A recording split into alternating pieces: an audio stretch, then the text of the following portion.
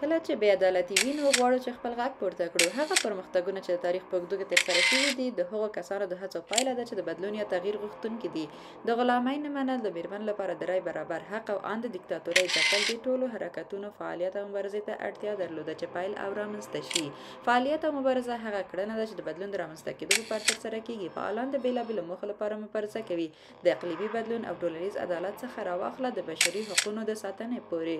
هر څوک کولی شي چې فعال اوسي، نه یوازې کارپوه. د ټولو لپاره یو مشخص رول شته. د فعالیت او مبارزې لپاره بېلابېلې لارې چارې شته. په لاریونونو کې برخه اخیستل، مدني حرکتونه، د هغو شرکتونو تحریمول چې په بې عدالتیو کې ښکېل وي، او یا هم د هنر له لارې. فعالان د ټولنې اړتیاوې درک کوي او د مبارزې پر مټ زموږ د خلکو او رهبرانو ترمنځ پل جوړوي. څنګه کولی شو یو فعال اوسو؟ د لا زیاتو معلوماتو لپاره زموږ ویب پاڼه وګورئ.